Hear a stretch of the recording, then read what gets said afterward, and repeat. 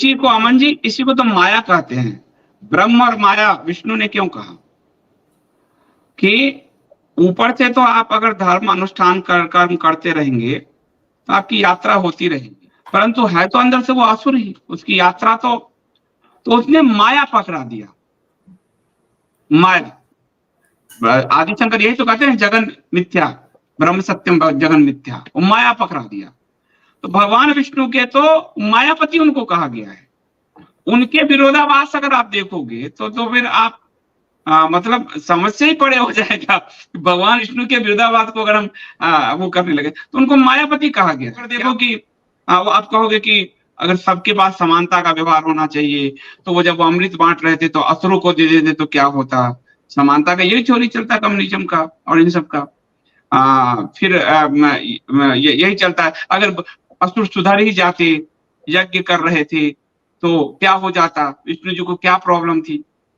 तो फिर आपका जो प्रकृति का विकास है वही रुक जाएगा। प्रकृति का विकास संघर्ष से चलता है, ऐसे नहीं चल सकता। प्रकृति का विकास सिमिलर दे दिया। और अब जिसका एक उदाहरण मिलता है कि प्रजापति के जो पुत्र मानस पुत्र सब हुए, तो फिर नारद ने क्या किया, उन सब पुत्रों के मन में भर दिया ये जगत सृष्टि क्यों बनाना, विवाह क्यों करना, संतति क्यों पैदा करना।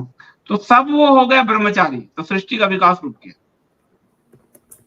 तो सृष्टि जो है संघर्ष से आगे बढ़ती है। देव असुर संग्राम हमारे अंदर भी है, और देव असुर संग्राम इस पृथ्वी पर भी है, और देव असुर संग्राम इस प्रकृति में भी है। तो उस संग्राम से प्रकृति, पृथ्वी, ब्रह्मांड आगे बढ़ता है, आगे की यात्रा होती है।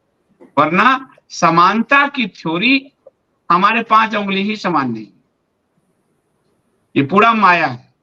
इसलिए भगवान विष्णु के विरोधों पर अगर जाएंगे, कृष्ण के रूप में उनके जो आप देखेंगे, सिर्फ कृष्ण के ही जीवन को आप ले लें तो इतने सारे। अब राम जी को मर्यादा पुरुषोत्तम है, लेकिन वो विरुद्ध करते हैं, बाली का वध कर रहे हैं, वो कर रहे हैं धर्म के लिए। माया पुरुषोत्तम है, लेकिन विष्णु की माया, सोने का हिरण जानते नहीं होता, लेकिन उसके पीछे भाग रहे हैं। माता जो स्वयं माता लक्ष्मी है, वो कार्य स्वर्ण भी ले जाएंगे घर, सासू मां को देंगे। तो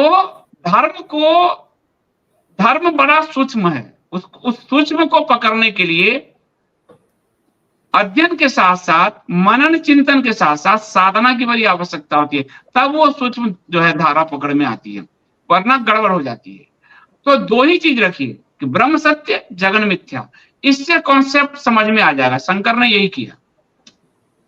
जी धन्यवाद संदीप जी। एक और छोटी सी चीज है कि इससे ये भी पता चलता है कि सब चीजें कर्म प्रधान है, कि भगवान भी कर्म से नहीं बच सकते। तो असुरों को अगर हमें उनसे कुछ लेना है तो उनसे उस तरह के कर्म कराने पड़ेंगे। तो उनसे उस तरह के कर्म कराए भगवान ने, ऐसा नहीं कि उनको डायरेक्टली सजा दे दी, ऐसे उनसे उस तरह के कर्म कराए कि वो सजा के पात्रता आए उनके अंदर।